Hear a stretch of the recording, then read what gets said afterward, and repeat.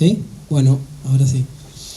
La parte que vamos a presentar ahora, este cuarto componente, no es un componente directamente aplicado que tenga que ver con las larvas que ingresan a las cañerías, que son el problema principal, pero sí tiene que ver con la ecología de lo que sucede en el lago, que indirectamente está relacionado con la cantidad de larvas que están ingresando probablemente, como voy a volver a remarcar más adelante.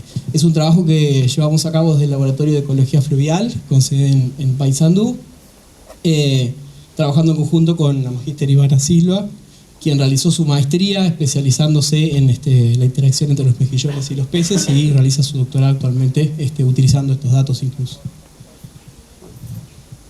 Como antecedentes de trabajo, nosotros venimos trabajando desde hace bastante tiempo en el Bajo Río Uruguay, en la zona de Fray Bentos, un poco más aguas abajo, con diferentes aproximaciones tratando de intentar cuantificar cuál es la importancia que tiene el mejillón dorado para las comunidades de peces que allí habitan y cuál es el impacto que ha tenido en las redes alimenticias en general.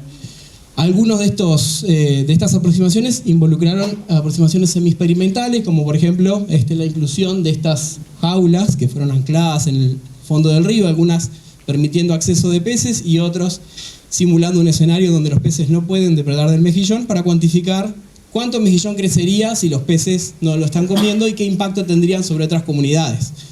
De esta forma, con este experimento in situ que corrió a lo largo de 8 meses, hemos evidenciado primero que los peces son capaces de remover hasta el 80% de la biomasa de mejillón. O sea, en el escenario control, en donde los peces acceden en el río, la situación natural es que los peces están removiendo aproximadamente el 80% de los mejillones que crecen sobre las superficies de las rocas.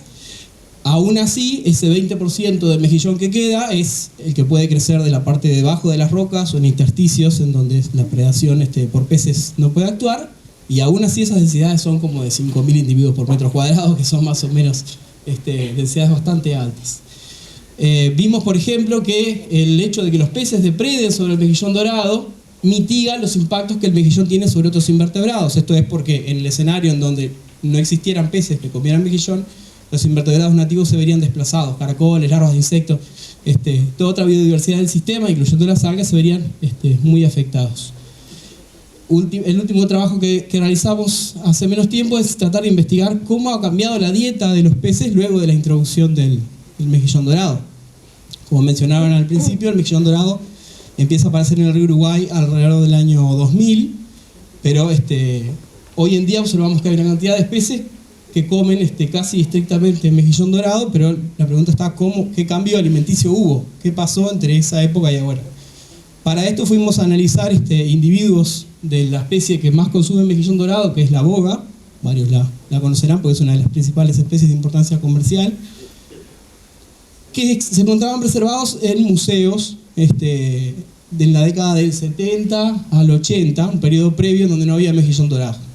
Esos bichos que estaban preservados en formol, abrimos, vimos qué tenían en su estómago y caracterizamos que originalmente la boga era una especie omnívora que comía tanto semillas terrestres como plantas acuáticas y sobre todo macroinvertebrados bentónicos como caracoles, moluscos nativos. ¿tá? La mayor proporción de su dieta estaba dada por semillas y material terrestre. No es muy raro pensar que para pescar la boga se va con maíz, que básicamente es una semilla, todo tiene sentido, es algo que el pez naturalmente hacía. Sin embargo, cuando analizamos muestras del periodo post-asentación del mejillón, el 80-90% de los estómagos de las bogas colectadas es mejillón dorado. Se volvió una especie súper especialista en consumir este recurso. La clave para ello seguramente está en que es un pez que tiene fuertes dientes que le permiten arrancar a los mejillones de los sustratos duros, cosa que no todos los peces pueden hacer, y en vez de machacar semillas pasó a machacar mejillones. Aumentó mucho la calidad de su dieta, de consumir material vegetal a consumir un elemento nutricionalmente muy rico como es el mejillón dorado en comparación. Si bien en este caso, esta figura yo agrupé bastante periodo, también veíamos un cambio gradual a lo largo del periodo. No fue desde el inicio que empezó a haber mejillón que este pez empezó a consumir en tanta cantidad, hubo como un periodo de adaptación, y sí, todas las que colectamos en el último periodo son súper especialistas. Básicamente, dados estos antecedentes que mencioné, me adelanté con alguno. Adicionalmente, otra cosa que exploramos es a través de la técnica de estudio de isótopos estables que permiten rastrear, por ejemplo, el carbono y nitrógeno que están asimilados en los tejidos de los animales, o sea, la carne de los peces, de dónde proviene, de qué recursos alimenticios creció o se produjo esa biomasa. Ya habíamos establecido que para la parte baja del río Uruguay, 14% de toda la biomasa de peces estaba proveniendo del mejillón dorado, porque aproximadamente 30 especies de las 80 colectadas en aquel momento comían mejillón y algunas en más medida que otras. Lo que quisimos hacer en esta parte del objetivo, con el alcance que el proyecto tenía, es describir cómo es esta situación en el embalse Salto Grande. Teníamos estudios hechos para la parte baja del río Uruguay, queríamos saber qué pasa en el embalse, si se repite este patrón, los peces consumen mejillón, cuánto consumen y cuantificar cuánto de esto se enruta hacia la producción de biomasa de pescado. Para hacer esto hicimos un muestreo puntual en la zona de Villa Constitución. Fuimos en enero de 2023, calamos redes multimalla para agarrar peces de todas las tallas posibles. Todo lo colectado se identificó y se tomaron muestras para el análisis de la dieta de los peces y análisis de isótopos estables para ver ese carbono y nitrógeno que está en la carne de los peces, de dónde provenía. Se llevaron todas las muestras a nuestro laboratorio en Paysandú y se trabajó a lo largo del tiempo desde ahí. ¿Tá? Estimamos cuál es la cantidad y la frecuencia del mejillón dorado en la dieta de los peces que colectamos y la proporción de la biomasa de los peces que deriva del mejillón. Al realizar esto vimos que al menos 3 especies de peces consumían mejillón dorado en importante proporción. Esos son la boga, me faltaba algo. Esos son la boga, una especie de cabeza amarga, que es la cicla misionera, que consume pequeños mejillones, y una de las viejas del agua que es carnívora, a diferencia de la mayoría de las otras viejas del agua, que es Paraloricaria betula, o la vieja de cola de látigo.